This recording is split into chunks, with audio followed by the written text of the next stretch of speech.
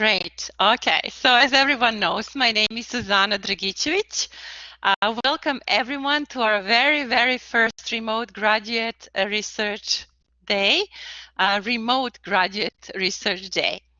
I was thinking a lot in past days, and actually I would like to start our grad research day with reflection on the Walter Stobler first law of geography that he postulated in 1970s. And just to remind you, the first law of geography stating everything is related to everything else, but near things are more related than distant things. And of course, that has intrigued a question as geographers.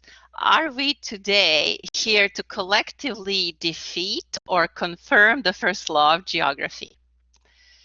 So, despite being remote and located at distant places ranging from lower mainland, BC interior, other places in Canada, Oregon, California, Florida, France, Europe, we are here together near each other for several reasons. One is to celebrate 50th anniversary of Earth Day in these difficult times of the COVID-19 pandemic.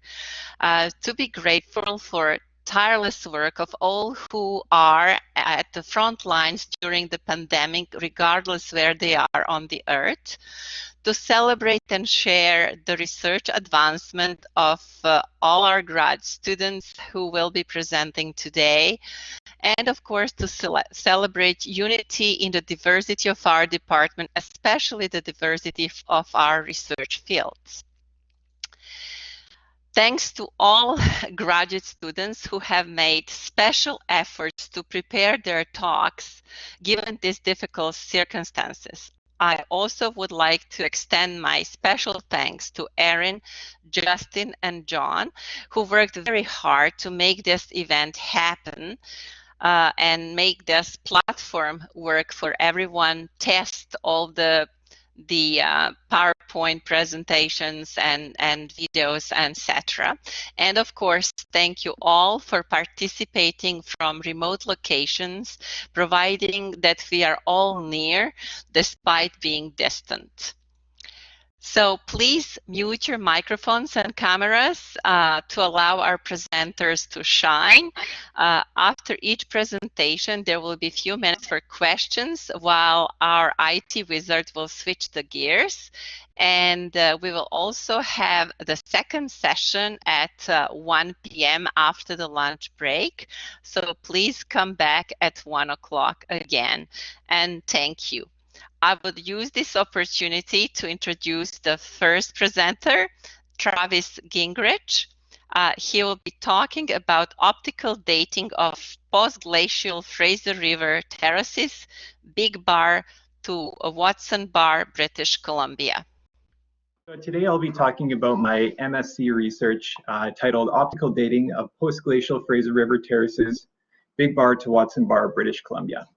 My supervisor is Tracy Brennan, and my committee member is Olaf Lien out of the University of the Fraser Valley. So first off, what's a river terrace? Well, the easiest definition is that it's a remnant floodplain abandoned after the river incisors. We can see in this picture some terraces up in the front here that are irrigated, and in the background as well. They're made up of two parts. They're made up of the flat step, which is the old floodplain, and then the steep side, which occurs from incision. Now, why study Fraser River terraces specifically? Well, first off, they're important for settlement and agriculture. You can see here these terraces are being used for agriculture, being irrigated for forage crops. And they're flat surfaces near the river, so of course they're going to be important for settlement. Secondly, they're metastable landforms, which basically means that in the current environmental conditions, they are stable, but if that changes, say increased moisture, they may destabilize, which would introduce more sediment into the Fraser River. There are also sediment sources And the Fraser River Delta is made up of many of these sediments from the BC interior. So they're quite important, not only in the interior, but down here in the lower mainland as well. Finally, and I think most importantly, river terraces tell a story. They tell a story of incision and aggradation. So incision as the river cuts down through whatever it's cutting down through, as well as aggradation when it stands still at these different levels to build up a floodplain. Now, my study area is in the BC interior. It's 40 kilometers west of Clinton and about 60 kilometers north of Lillooet. It's located on the traditional territory of the Secwepemc, Silcotin, and Statliam people. And I studied two different terrace complexes in my study, one at Big Bar and one at Watson Bar. These are in alluvial reaches of the Fraser River, which are bordered by canyons on both ends, as you can see. So the objectives of this study, first and foremost, were to develop a chronology.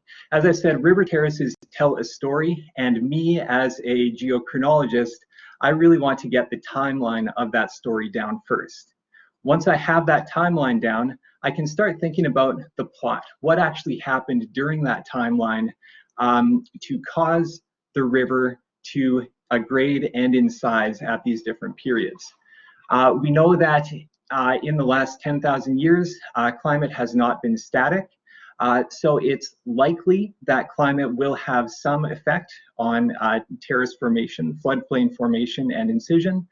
So I'm going to try to link terrace formation to climate fluctuations.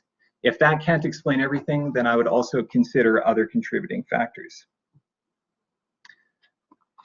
Fieldwork occurred over summer of 2019 for 3 weeks.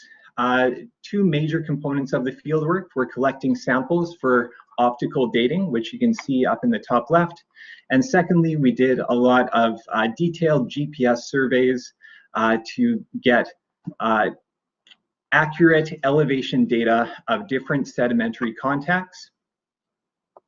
What we find for the general terrace construction in the Fraser River Valley in this area is, first off, the terraces sit on older sediments that are related to the last or Fraser glaciation. Above those are perched river sediments. These are sands and gravels ranging from cobble size to pebble size, and then sands oftentimes are capping these river sediments right at this contact. The final sedimentary unit that we often see are these fans. And these basically signal the end of fluvial activity at this terrace level and the beginning of debris flow processes which create these fans over top.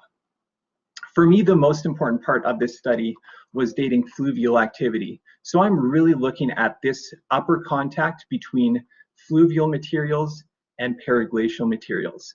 And luckily, we often find sand here, and that's the ideal medium for conducting optical dating. Now, what is optical dating? This is kind of the general framework behind optical dating.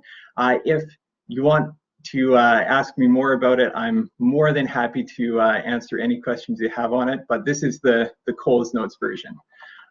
Basically, buried sand grains absorb environmental radiation. We collect this sand, we store it in opaque tubes, we process it in dim light environments, and then we stimulate it with light. When we stimulate the sand with light, the sand grains actually luminesce a different wavelength from what we've stimulated them with. And the brightness of this luminescence is proportional to the length of burial. So from this, we can calculate the age of deposition, and in this case, we're calculating the age of fluvial activity at these different terrace levels. What we come out with is something like this. On the left here, you see two cross sections, valley cross sections. The upper one is the Big Bar Terrace Suite, and the bottom one is the Watson Bar Terrace Suite. The ages that I have here are in thousands of years, or Ka, and are associated with the different terrace levels. On the right here is a composite of all the different terrace heights above the river level. And you can see that the incision rate seems to be fairly consistent through the first, let's say, 7,000 years of this sequence, and then starts to decline during the last 4,000 years to present. Now, this is basically the overall results of the ages that I have. Importantly, though, I'd like to talk about two different stories of two different levels here. First, the uppermost terrace, and then a terrace suite right in the middle here. So the highest terrace, this is found in the Watson Bar section, and what is most notable about this is the river sediments are a bit different than what we would expect from typical river sediments. Normally we see horizontal beds of gravels. In here, however, if you start to pick it out, they're actually diagonal beds of gravels, and more importantly, within these beds are these large tan clumps.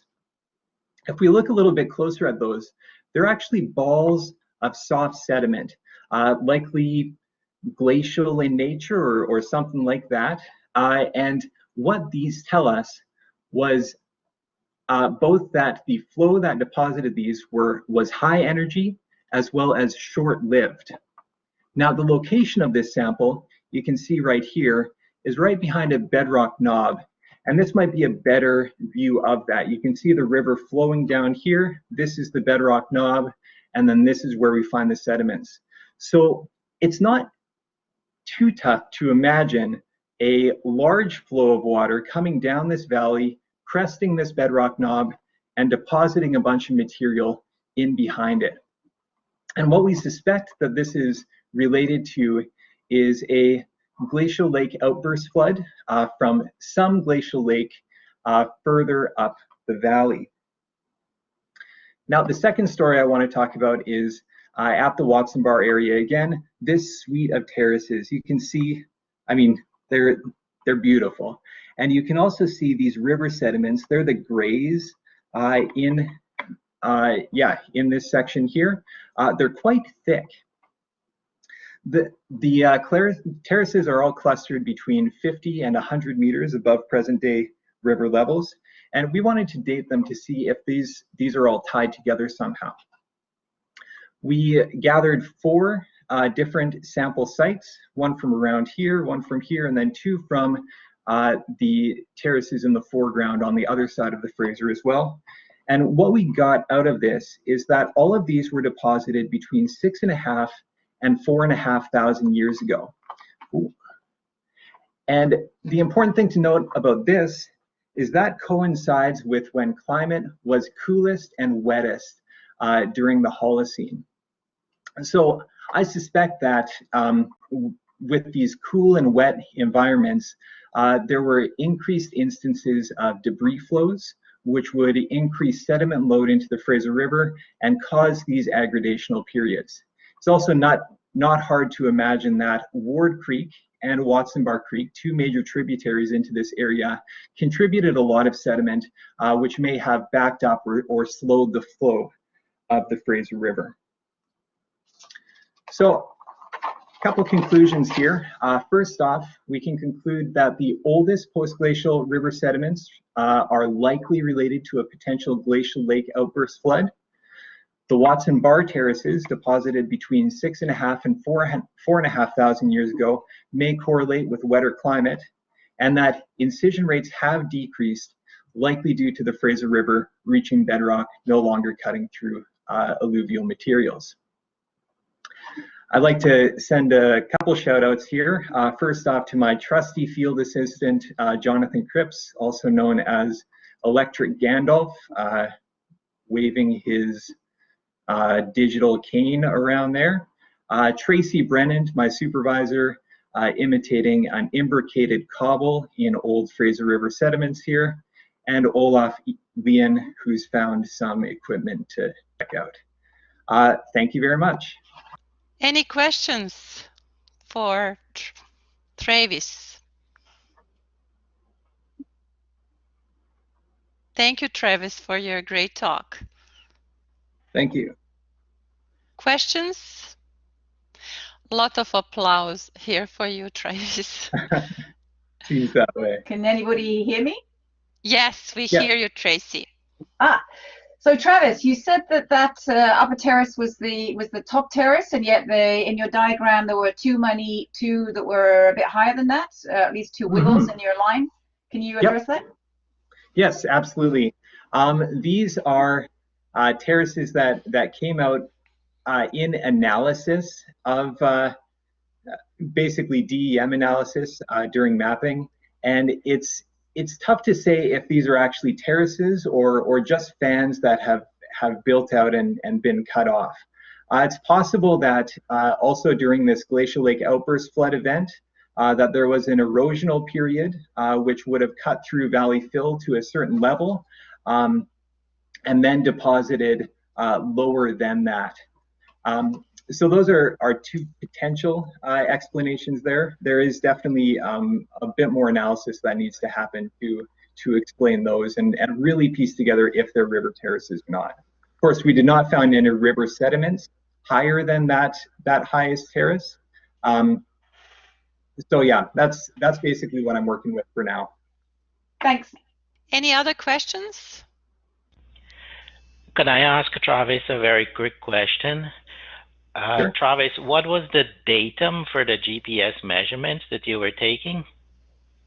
Yes, the datum that we're using. Oh, I would have to go back and find that. Unfortunately, I don't have that information right off the top of my head here. Oh. Okay, yeah. Thanks. Yeah, sorry.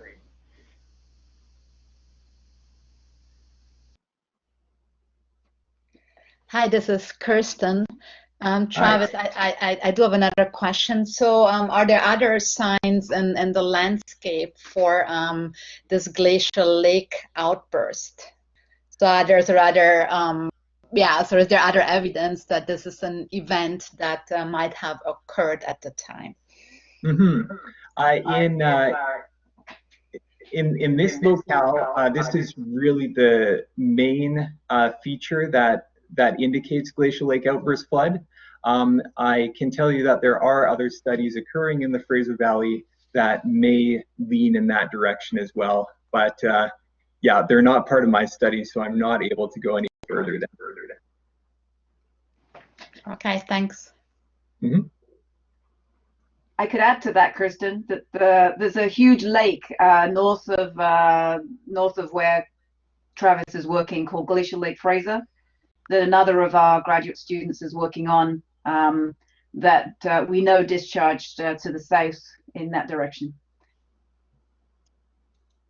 I'm going to present my research entitled Privacy Protection of Semantic Trajectory at Publishing Time, which has been supervised by Professor Nadine Sharman, and my committee member is Professor Luke Bergman. This presentation consists of 4 main sections. In the first section, I'm going to introduce the basic concepts, including location data privacy and different forms of representing trajectory. In the second section, I'm going to present the purpose and objectives of the current research. In the third section, I'm going to describe a series of methods that we use to track semantic trajectory and different anonymization approaches that we use to protect the privacy of trajectory. And finally, I conclude our work with a discussion and limitation and future works. Digital technology is relatively young, but it really affected every dimension of modern life. Location as the main variable collected by device-based application, networks, and services is used to create individual user identities. A collection of location can form trajectory, which is very useful and valuable data in the area of user behavior analysis and movement pattern mining. But this data is very vulnerable at the same time because it answers many questions about personal and private information, such as where users have been and are going to, where users frequently visit, which shows the preferences and habits of user, and what activity has user done, which shows the purpose of visits and the purpose of trip. At this At the same time, researchers use map matching, reverse geocoding techniques, and web maps to represent how easy it is for data attackers to extract precise location information as well as abusing sensitive information for malicious purposes. Therefore, privacy is a very important and pressing issue that must be preserved at a high level when dealing with trajectories. So this research consists of three separate but interconnected parts. In the first part, to better preserve privacy of trajectories, we construct semantic trajectories as the sequences of stops and moves with their semantic. So instead of publishing GPS points, we publish location and road segment and the entering and leaving time to each location or each road segment and the average speed of moving object there. In the second part, we detect vulnerable user and vulnerable locations because we believe that they require higher protection and we treat them differently. To detect vulnerable location, we measure the frequency of visit for each location. And to detect the vulnerable user, we propose a metric named user vulnerability, which considers the number of locations in the location history of user and the frequency of each location. And in the last part, we integrate a variety of anonymization techniques to protect privacy of stops and moves differently, and we reduce user vulnerability, and at the same time, we aim to maintain data utility of dataset to some extent. So this research consists of three separate but interconnected parts. In the first part, to better preserve privacy of trajectories,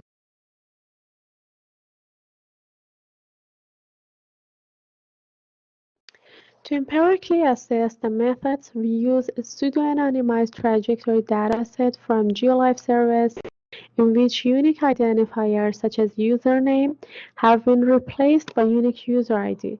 The city of Beijing, China was chosen as the study area because most GPS points have been placed in this city. In GeoLife, 182 users tracked their daily outdoor movements such as everyday homework trips in a period of 5 years from 2007 to 2012. Most location-related phenomena carry with them semantic and meaningful knowledge in addition to spatial and temporal information, but their semantic are still poorly understood. Trajectories are one of the richest sources of semantic, spatial, and temporal information that have drawn researchers' attention in the area of modeling and understanding behavior and habits of moving objects. Trajectories in their raw form are very intricate and require data expertise to be analyzed because they have no inherent structure or meaning. But organizing raw trajectory data into stop-moving structure and enriching them with semantic information such as land use dataset, such as road network dataset, is the basic for understanding how trajectory can contribute to location profiling from human point of view. So a number of studies have focused on structuring trajectories in the form of stop and move. A very basic focus in order to detect the stops is clustering GPS points based on similarity in terms of time duration, speed, direction, and density. However, representing stops in the form of clusters do not reflect a sense of human understanding about places and activities. So more recently, researchers have enriched stops with semantic information using road network datasets, land use datasets, and also POI datasets to enable interpretation of the stops and moves and understanding the tree purpose from the human point of view. So this research constructs semantic trajectories following a two-step methodology. In the first step, we detect stop points, and in the second step, we detect movements. So in the first step, we use a stop detection method that finds lowest bit cluster using minimum time, maximum distance, and maximum speed threshold values. After detecting low-speed cluster, we remove noisy stops, which are stops in traffic jams or red line, by using a road network dataset. So if a low-speed cluster happens on a road segment, it means that it is a noisy stop and must be removed. After removing noisy stop, we use land use dataset and we assign all the candidate stops to their nearest building or nearest parcel in land use dataset to see if there is redundant stop or not. Redundant stop are nearby stops that happen on the same location, and they must be merged and converted to a single stop. So after detecting candidate stop, we find the move points between every two stops, and we use a road network dataset to assign move points to the nearest road segment using a map matching method. So instead of releasing move points, we have sequences of road segments, and for each road segment, we have entering and leaving time and average speed of the moving objects. So in this case, instead of the sequences of geographic coordinates and time, we have sequences of location and road segments. So the accuracy of the stop detection method depends on the values of its input parameters. To find the best threshold value, we vary the values of minimum time from 5 minutes to 30 minutes, the value of maximum distance from 50 to 300 meters, and the value of maximum speed from 0.5 to 1.8 meter per second, which is the maximum walking speed for young individual. And to evaluate the result of stop detection method, we count the number of detected low speed cluster, noisy stop, redundant stop, and undetected stop. As we can see in the table, the best threshold value for maximum distance is 300 meters, and the best threshold value for minimum time is 15 minutes, and the best threshold value for maximum speed is 1.2 meter per second, which is the average human walking speed. After constructing semantic trajectories, the next step is detecting, identifying location and vulnerable user. To find vulnerable user, we propose a metric that simply and automatically quantify the vulnerability of user based on the number of distinct locations visited by the user, the number of visits from each location, and the number of other visitors from that location. So the users whose vulnerability value is greater than 0.5 are considered as vulnerable user.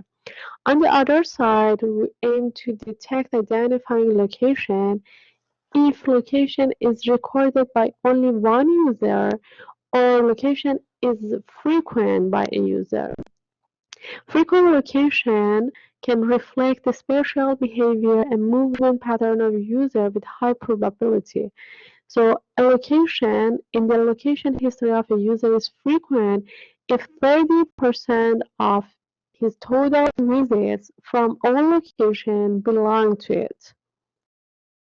To protect the privacy of objects, a privacy protection principle called k-anonymity was proposed with the aim of merging the object with k different other objects and hiding objects with others and make the object indistinguishable from k other objects. In order to satisfy k-anonymity in the area of trajectories, in general, three anonymization approaches have been proposed by geographers in parallel. The first anonymization approach is called generalization, which reduces the accuracy of spatial, temporal, or semantic information, and releasing anonymity region instead of location point. Reducing spatial resolution cannot protect the spatial pattern and utility of dataset and may lose the semantic information if anonymity regions are semantically heterogeneous. It cannot protect the purpose of trip if the regions over the trajectories does not have the same semantic like as before anonymization. So generalization may not be a good solution for data mining tasks that require detailed information. Another anonymization technique is called suppression, which removes a particular number of points until satisfying k-anonymity constraint. Using suppression alone may not be a good solution because it involves a huge information loss and it can change the shape of trajectory and may cause a sharp distortion in the trajectory. But suppression can be combined with other techniques for better privacy protection. And the last category of anonymization technique is random perturbation, which relocates a location to one of the k near locations. This technique is good at preserving spatial resolution and spatial pattern, and also it doesn't cause information loss. In this research, we will integrate all these techniques and we will combine them to better protect the privacy of different parts of trajectories. After dividing trajectories into stops and moves, and after dividing user into vulnerable and non-vulnerable, now we propose a user and location-aware privacy protection. In order to protect the privacy of stops, we apply two different methods depending on the identifying location or non-identifying location. For identifying location, we randomly location to one of k near location with the same category or semantic. And for other locations which are not identifying, we just randomly relocate to one of k near location without considering the semantic.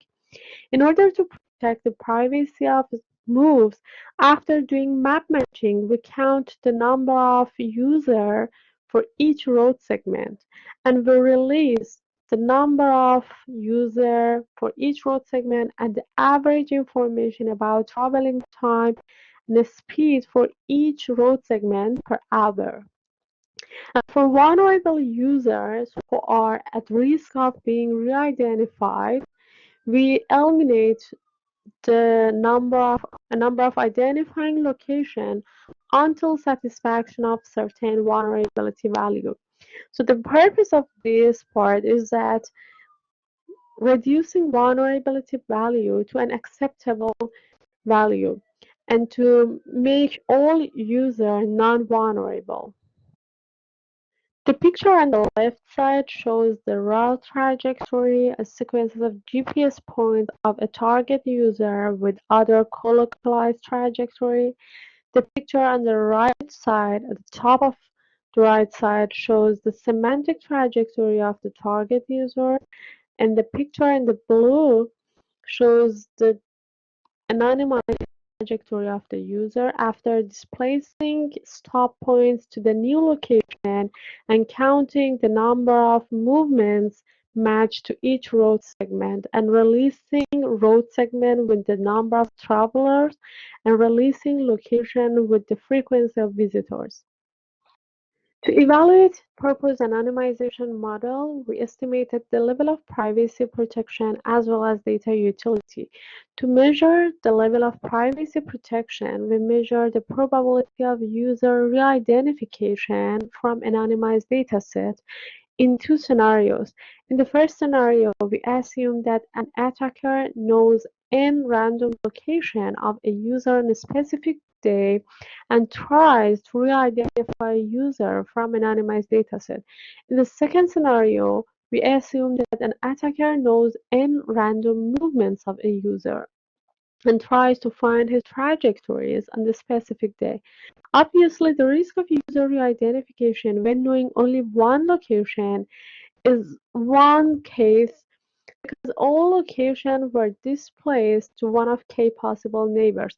But the increase of number of known locations or movements causes the increasement in the risk of user re-identification.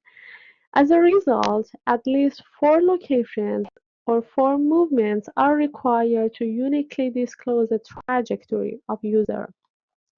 To measure data utility, we evaluated the difference between original and anonymized datasets in terms of information loss based on the number of removed locations from the location history of vulnerable users, because we wanted to reduce the user vulnerability, and we did remove some of their identifying location. So based on the equation, the amount of information loss when suppressing location of vulnerable users was about 0.1, which is satisfying. As a result, this paper introduced a metric to automatically quantify vulnerability of user relying on their location history without their involvement and without using any additional information. To provide user-aware and location-aware privacy protection, we supported a variety of technologies such as random perturbation at the stop level, generalization at move level, and suppression at user level. The evaluation showed that the overall response to this protocol is good, and the anonymized data is resistant against many attacks, such as identity attack, location detection attack, and etc. And the anonymized data set can be used for a variety of data mining tasks, such as trajectory clustering, frequent and periodic pattern mining, and in response to aggregate queries, such as how many moving objects travel between particular regions. And thank you so much for your attention. Thank you very much. Thank you very much, Roya, for your interesting presentation on the research. So, are there any questions? We have a few moments for questions here. Okay, thank you so much for you. Should I turn on my video? Yes, if you wish. To start with, I have one question. What software you plan to use to implement this proposed methodology? I'm using Python as a programming language, and my database is PostgreSQL Server, and I'm using Visual Studio Code as a platform to implementing PostgreSQL and also connecting to PostGIS and using Python as a language. Okay, so ahead of you, you have a lot of programming to do. My language is Python, and my database is PostgreSQL. Okay, thank you. My name is William Bethel. I'm a master's student studying under Dr. Margaret Schmidt here at Simon Fraser University. Today I'm going to be talking about my work using LiDAR and machine learning to map forest soil properties in eastern Nova Scotia. The other two members of my committee, other than Margaret Schmidt, are Brandon Hong at the Dalhousie University and Dr. Chuck Bulmer with the British Columbia Forest Service. Special thanks in this presentation go to Dr. Kevin Keyes with the Nova Scotia Lands and Forestry and Chris Blackford, who helped a lot with the code for everything I've done here. A little background on what I'm doing. I am working with machine learning algorithms and a very large DEM, digital elevation model, to get high-resolution soil data. Now, what this is useful for is it's particularly useful for forest managers and climate scientists. Forest managers can use this to predict where particular plants might be based on soil properties. Climate change scientists are able to look at soil information and use that in in predicting global carbon stocks and soil carbon sequestration. This is kind of an emerging field known as precision forestry. Some of you might have heard the term precision agriculture. It is the agricultural process where farms take a lot of data about their soil, about their plants, about their climate, and use it to be able to know the exact treatment needed to get the most crops out of any 1 meter area. Precision forestry lags a little bit behind precision agriculture, though it has the same potential to be able to increase forest productivity. However, it covers a much larger area, making it more difficult, and it's much more difficult to get good data about the forest soil from sensors, because there's these big trees in the way that make a lot of the sensors not work as well. And an emergent thing that my study has come into addressing is data imbalance. I'll talk about that a little bit more coming up here. But the issue of data imbalance in soil data sets has become very clear in this. So the outline of the rest of this presentation, I'm going to be telling you more details than I just told you about the actual study. And I'm going to be talking about my two primary methods in this, the machine learning and data balancing. And then, as a special treat, about 2 days ago, I managed to finally get a good map based on all of this for the area that I'm looking at. So you guys are going to be some of the first people to see that. So the actual objectives of this study, and the ones I'm focusing on in this presentation, are to predict soil attributes, primarily soil moisture regime. A little background there. Soil moisture regime is a relative soil metric that goes from 1 to 7, with 1 being extremely dry and 7 being very wet. This is used in taxonomic ecosystem classification systems, such as British Columbia's biogeoclimatic ecosystem classification system. In Nova Scotia, it's used with ecosystem land classification and forest ecosystem classification. I have some work in predicting other soil attributes, but I'm not talking about those today. The other thing that I'm looking at here is determining what methods of data balancing may be effective on a soil data set. And once again, I don't know how to actually say that without showing you, which I will in a moment.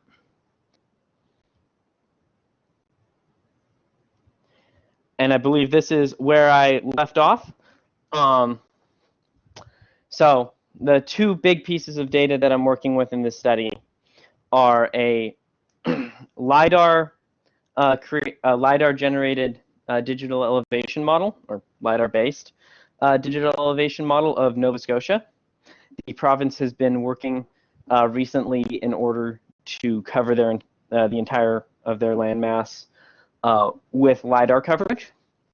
The original idea of the study was to use the entire land of Nova Scotia, but not all that data has been published. So we'll show you the actual land area that's being used in a moment. Additionally, I have ground truth points from both the Nova Scotia Department of Lands and Forestry and an industrial partner, Port Hawkesbury paper. Between those two, through the entire province of Nova Scotia, I have around 5,000 ground truth points for soil throughout the province. Unfortunately, as we can see, well, actually here, you can see all of the points. The blue ones are the ones from the Department of Lands and Forestry. The yellow are the Port Hawkesbury paper. Unfortunately, you can see that without the complete data set, I miss a lot of the Department of Lands and Forestry points, and also the 2 points that they did not correctly project that are underneath the legend on this that I just noticed. Anyway, used enough time on technical difficulties, I'll just keep going. This is the data flow diagram of this project.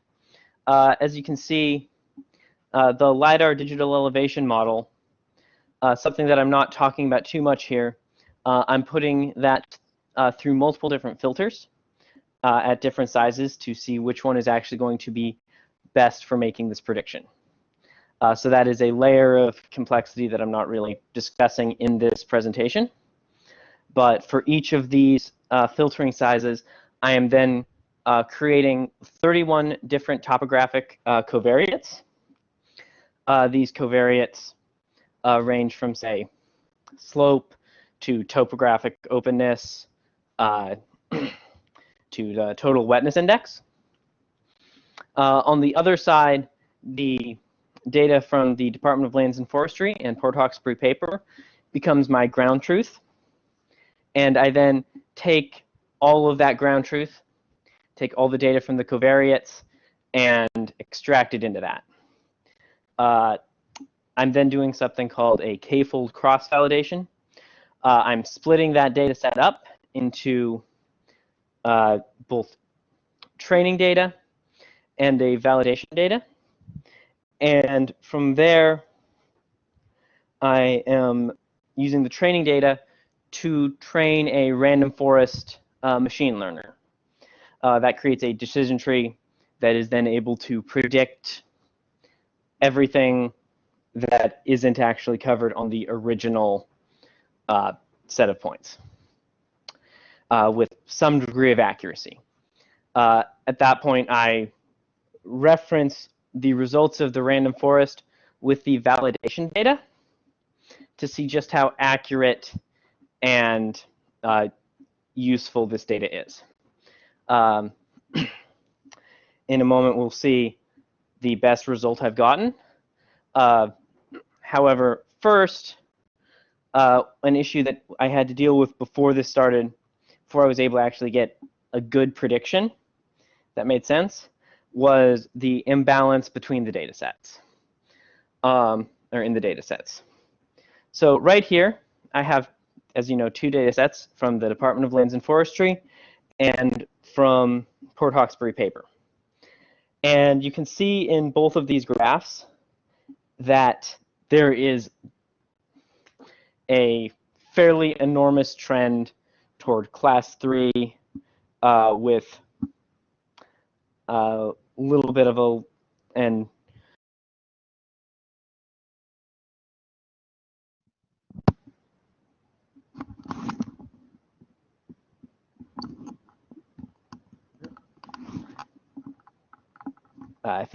I hope you can still hear me. If you can't, send a message. I'll hear the little blip.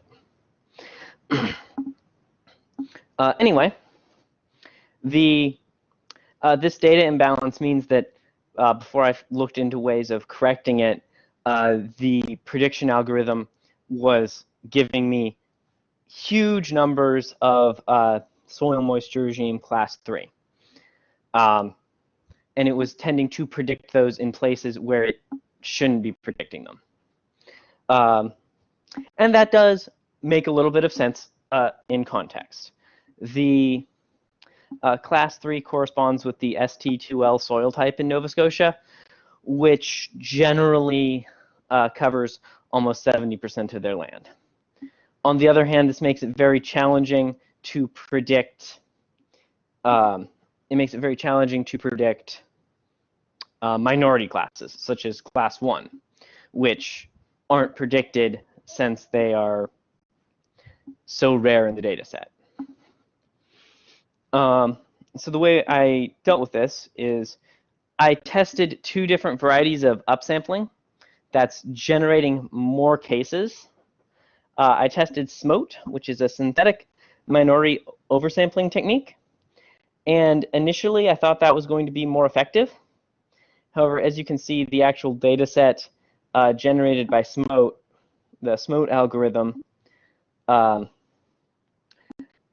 it's not quite, looking at that isn't quite right, because I would attach these generated points to the training data for training purposes.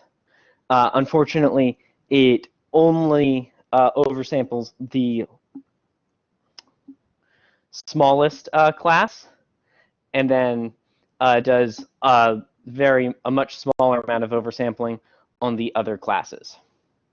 A simple upsample, seen on the right, proved to be a much more effective method of oversampling. And this one isn't quite as advanced as the SMOTE. It effectively just copies what the SMOTE algorithm, or copies points that are already there and increases the number of points that way, whereas the SMOTE algorithm looks within the range that the points in existing class work with and makes actual new points.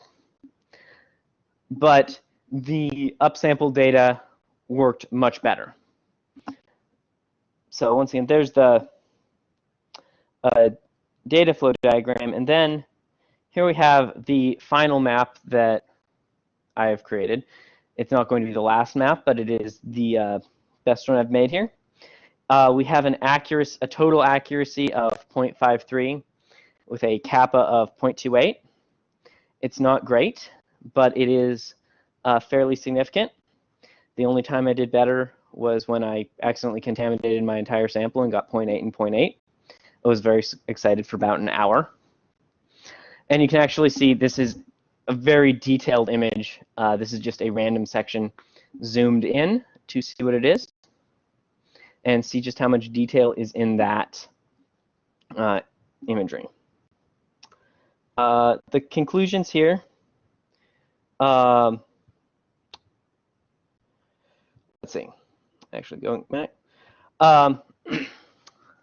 The future work on this project, I'm going to be doing a little bit more testing, making sure that things are that is the best accuracy and the best kappa value I can accomplish, as well as continuing and applying this process to the soil nutrient regime and soil types throughout Nova Scotia with these same this same process to get similar maps. Acknowledgements to this large group of organizations and individuals.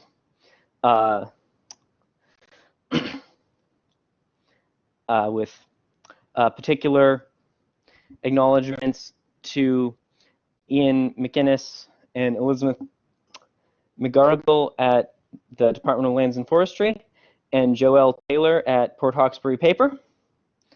They are the people that were actually out collecting all of those ground truth data points. At this point, does anyone have any questions? Thank you very much, William. Can you hear me? I can. Oh, wonderful.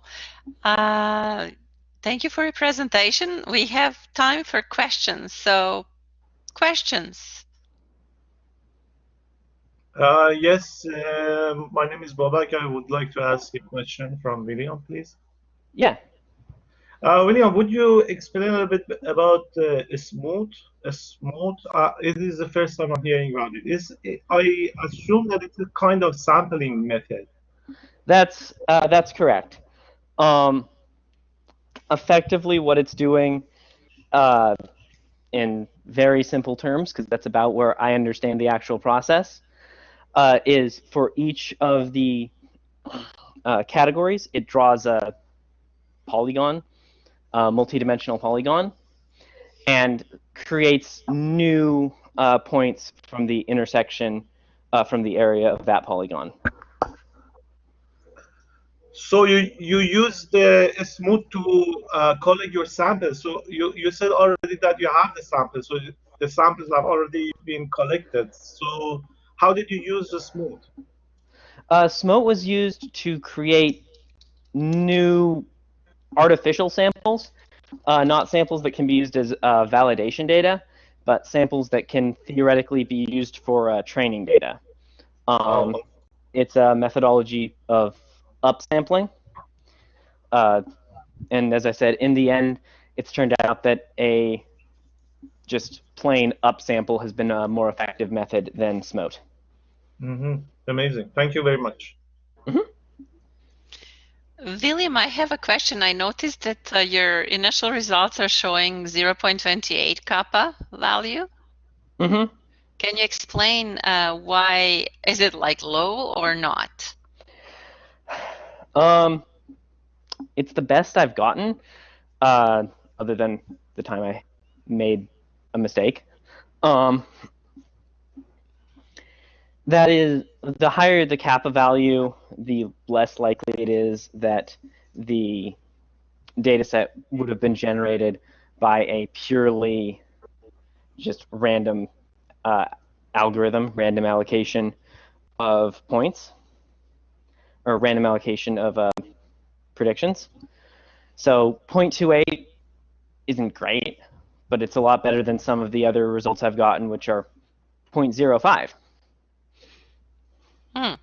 Well, I think it's a good value because you are just using these points that you're estimating, right?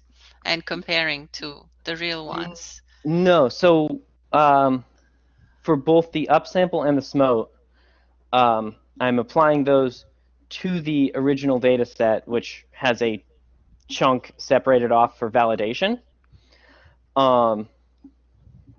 And using the combined training and SMOTed data sets to make the prediction. Okay, thank you. So you're not using the non-changed data? I am using the non-changed data. I'm using both the changed and the non-changed to make the prediction, with some of the non-changed used for validation and not prediction. Okay, thank you. Is there any other question from participants? Can I ask a quick question? What's the datum for your LiDAR data?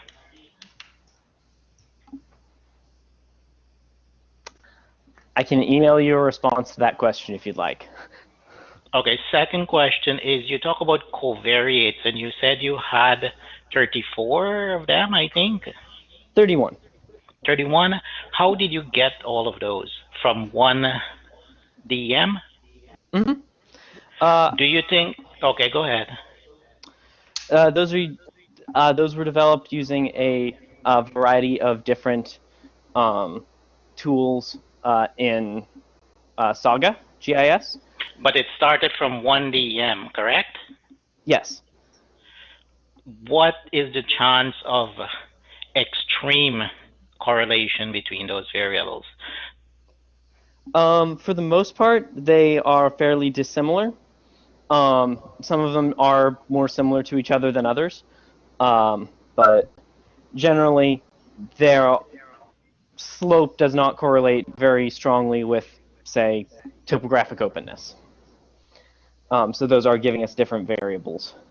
And if I could pull up the confusion matrix for this and show you which ones are maybe being more effective as predictors than others. Okay, and the final question, how will you know when your study is over? What are you looking for? Trial and error, hit and miss, to know when exactly you have usable results?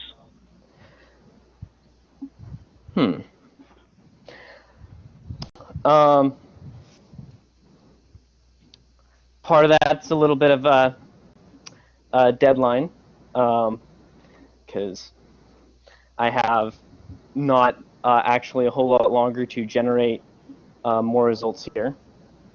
But additionally, I think the result that is there is actually something that is usable, not only in that you could use it to make some predictions, but also this study may end up showing some of what not necessarily is the best method of making these predictions.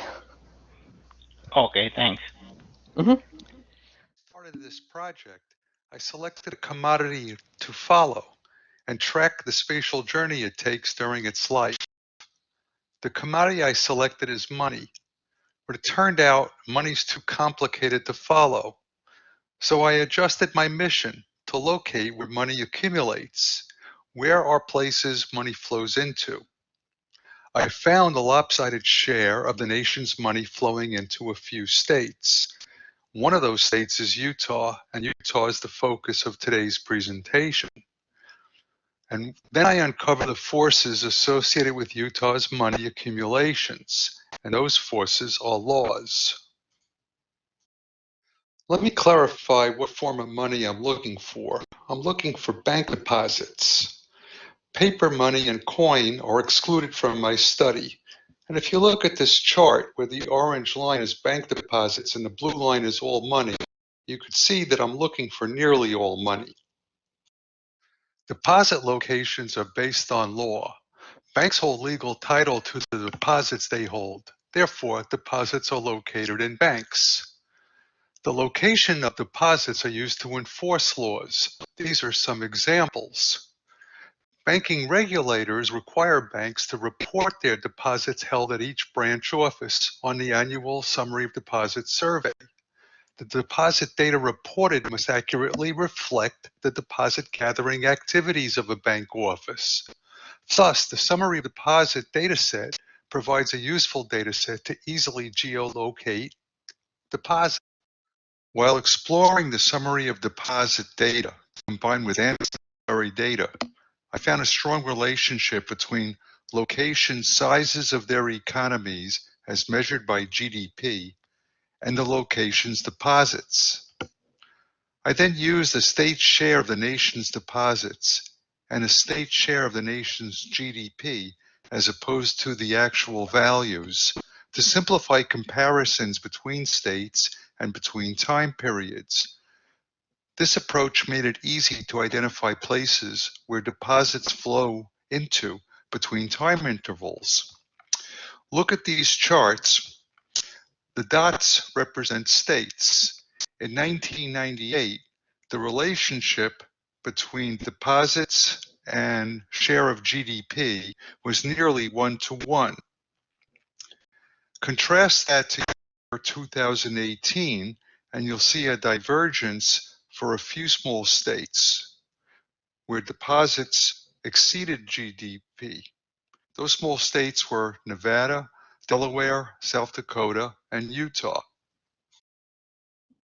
Using 2018 deposit data, these two visuals reveal where money flows into. The lopsided share in Utah is shown on a thematic map, where the deposit to GDP ratio was roughly 5. The box and whisker chart shows that Utah's deposit to GDP ratio was an extreme outlier among states. This lopsided share is truer for South Dakota and Delaware, but today I'm focusing on Utah. The deposit flows to Utah are not new. Until the late 1990s, Utah's share of deposits was less than 1%. After 1999, deposit shares increased, reaching more than 4% around 2013. During the same time span, Utah's share of the nation's GDP remained constant at about 1%. This growth in deposit share demonstrates Utah's bank success in gathering deposits. Large bank deposits are not a marker of wealth of Utah's citizens or business firms. However, they do mark events, human events. What were the events contributing to Utah's deposit gathering successes? The characteristics of banks shown in this market share report tells us why Utah's leading banks are different from banks in all other states. Focus on the top 7. The top 7 banks have only one branch in the state. Morgan Stanley, UBS, and Goldman are bank subsidiaries of Wall Street firms, and they're also known as globally systemically important financial institutions. Ally and Synchrony are successive firms respectively owned by General Motors and General Electric, which are among the largest commercial conglomerates in the world. But most important, The top 7 banks held special banking business license or legal status known as industrial loan banks. What's special about this industrial loan bank legal designation? Industrial loan banks were a financial innovation of Arthur Morris. In 1910, Morris obtained a limited purpose state bank charter known as an industrial loan bank to issue loans to non-collateralized wage earners who were precluded from loans from commercial banks. A wage earner obtained loans from industrial loan banks by obtaining co-signers from reputable members of the community. Morris's industrial loan banking model spread to 40 states. After the Depression, commercial banks extended credit to wage earners, leading to industrial loan banks' obsolescence. However, laws permitting an industrial loan bank charter remained on the books at several states. The business of banking is understood to be activities closely related to accepting deposits and making loans. Banks are not to engage in non-bank business, such as manufacturing, retail, trade, agriculture. Business firms exploited loopholes in laws to skirt rules separating banking and non-banking business. For instance, they formed holding companies that owned a bank and also a separate non-bank business. They even formed a structure called a non-bank bank, exploiting a language flaw defining bank business. These federal laws reaffirmed the separations between banking and non-bank businesses. However, industrial loan banks were exempted from these laws. By the 1990s, one loophole remained to allow firms to own a bank and a non-banking business, and that loophole applied to owning an industrial loan bank.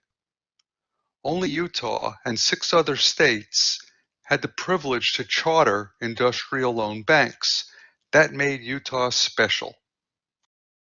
Industrial loan bank subsidiaries were established in Utah by some of the largest investment firms from Wall Street and manufacturing firms. From Utah, these banks gathered deposits from locations worldwide. Laws made Utah a haven for deposit-gathering capitalists. These overlapping legal theories contribute an explanation to the phenomena observed in this study. Instrumentalists reason that law is influenced by external forces. Business firms are adept at influencing lawmakers to serve their needs. Capture theory interpretations is that regulatory agencies, in this case banking law, ultimately act to benefit the industry they regulate. What's noteworthy is the socioeconomic class that prevails through legal outcomes. In Pashukanis's theory, law serves as a superstructure, serving capitalist interests. What was once law serving labor, local bank loans, was instead used to serve the interests of financial and commercial capital. Entrepreneurial Utah used its legal power to charter industrial loan banks for consumption by commercial and financial capital. Some key points from this study. Bank deposits have locations specified in laws. The quantity of bank deposits at a location is directly related to the size of the economy, or GDP, at a location. Using deposits as a geographic attribute, we found a lopsided share of deposits in Utah. Utah's excessive deposits are the result of human events, which can be traced to laws enabling large firms to circumvent bank regulation and gather deposits from this special location.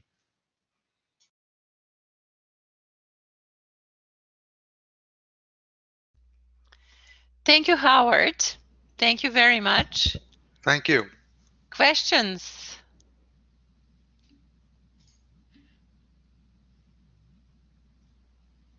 Can anyone hear me? Yes, we can hear you.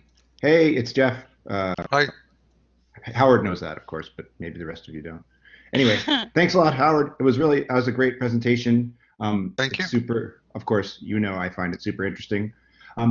But I wanted to ask you, you and I have talked about it, but I think that the rest of the folks might be interested in hearing about it too, because, in an email you sent me a couple days ago, you said Utah's banks are different than, every other state's banks. But there are those two particular other outliers out there who are then clearly using different strategies to achieve a similar kind of goal in South Dakota and Delaware. Could you speak a little bit about the forces that are driving that kind of lopsidedness? I'll try. I wrote about that in the previous paper.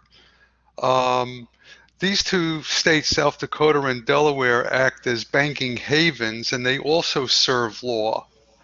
And they have a long history of serving law to attract a banking industry.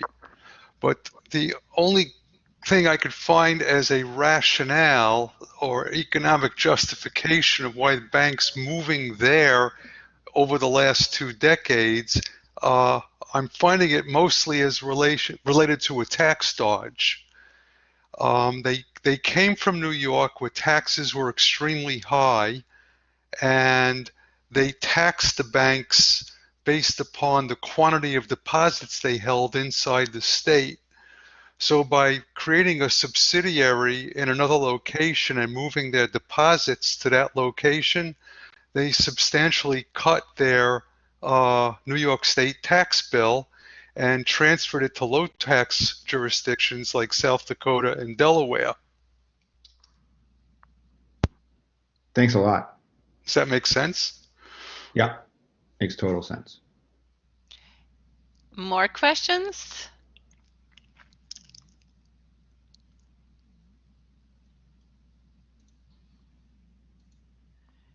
Any other question? Well, if there is no more question, then thank you very much, Howard. Master's research I was doing over the last year and a half, which was focusing on the potential uses of mixed reality visualization tools in flood risk management. So some background on flooding. It's a growing concern across the world due to the sea level rise and intense development of floodplains. And it's usually accompanied by fairly inadequate mitigation because people don't really consider how their decisions today affect the risks that would be there in 100 years. So the shores usually represent fairly complex intersection of spatial policies and interests from different levels of government to businesses. And in Vancouver specifically, over $1 billion would be needed to adapt to growing flooding risks by 2100. And this challenges planners to develop appropriate policies that would include the interests of different stakeholders. So currently planners utilize maps and GIS tools such as buffers, intersections, etc. to visualize the various adaptation options and understand their impact. And more specifically, I had a chance to observe a meeting within the city of Vancouver of various planners that work on managing flooding risks. And as you would expect, they were using maps mostly as the visual reference to understand the location that they were talking about and to visualize various policies such as building dikes or setting specific setbacks by drawing on a map or using some interactive online tool. And for my research, really are trying to understand how this practice can be improved, specifically with the emerging interface technologies. As you might know, over the last 10 years, there has been exponential growth in the number of mixed reality platforms available. And we're really trying to understand whether these devices can be used in serious analytical and visualization work, or are they just a fancy distraction for the user? So why would we use mixed reality? So it's a really compelling interface in case of planning because the mixed reality interface doesn't really obstruct the view of the environment or the people around you. So you can still communicate easily and move around your office without the need to take the device off. So as opposed to VR where you would need a dedicated space, the mixed reality system can really be used anywhere. And also the benefit of mixed realities, since you're using a head-mounted display with the binocular vision, you're not really restricted by screen size, which allows you to display much more rich content and context that can be useful to make complex policy decisions. So the specific interface that we're using is the Microsoft's HoloLens 2, and it features spatial understanding of the environment. As you can see in the animation on the right side, the translated mesh represents the way the device sees the world, and you can use that to place virtual objects on real surfaces. You can also see how well it tracks the hands. It has a full articulated hand tracking, which can help you with developing various natural interaction metaphors without the need to use any additional input devices other than your hands. But also the device has fairly accurate eye tracking and the ability to use voice commands, which can be useful when you're working with a lot of data sets. And the main benefit of using mixed reality interfaces in our case is also the fact that you can see the objects in real 3D. So as opposed to looking at 3D objects on the screen, you can actually see the depth cues and parallax, etc. So a major component of our work is the emerging visualization approaches. So the 3D models that are being developed to analyze and communicate flooding risks are usually more volumetrically familiar to us and makes it easier for us to understand the severity of impacts on specific areas. However, with past research, most have been still viewed on flat screens, which in our opinion really limits their usability. So how are we building the 3D models to use with mixed reality platforms? Here's a sort of a flow chart illustrating how we move from conventional GIS to a middleware called CD Engine by Esri, where we essentially convert the various exported data sets into 3D objects, which can then be imported in various kinds of software. And in our case, we're using Unity, since it integrates really well with various mixed reality interface platforms, including the HoloLens.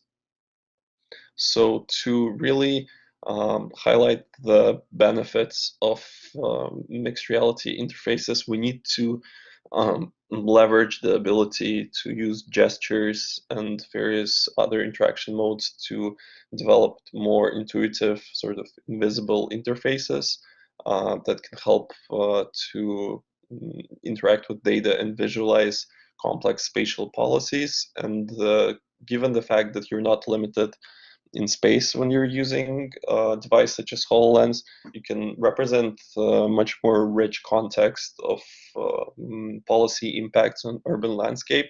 So beyond displaying just the 3D model of the environment that you're studying, you can also show you can toggle and add the different infrastructural buildings, additional two-dimensional maps or images, statistics, PowerPoints, whatever is necessary to either analyze the impacts of flooding or communicate the various proposed spatial policies to different stakeholders. So the challenges I had so far with this master's work is that the device that we're using has been delayed by over 6 months. So we're supposed to get the HoloLens back in September, but we really only got it in March. So that really delayed most of the work that we're trying to do. And with the current pandemic situation, we can't really do the user evaluations that we're planning to do with the City of Vancouver. So our original goal was to build the prototypes of various flood risk management tools and evaluate them with planners. But in the current context, that seems to be fairly unlikely. So with that in mind, our goals going forward are to build the prototypes for an individual user to analyze the risks, and also build a prototype which would highlight the capabilities of the system to support collaboration. So the 3D content of the scene would be synced across the two users, and they can actually interact in real time with the 3D objects that both of them can see. And since we can't really do the formal evaluation that we were planning to do with the users, we'll try to use the various guidelines posted so far to evaluate the usability of our prototypes, and also talk to planners to understand how they perceive the tools to be useful to their current planning practice, and overall how useful the tools are for the future of GI science. If you have any questions, feel free to contact me. Here are some references, and thanks for your attention.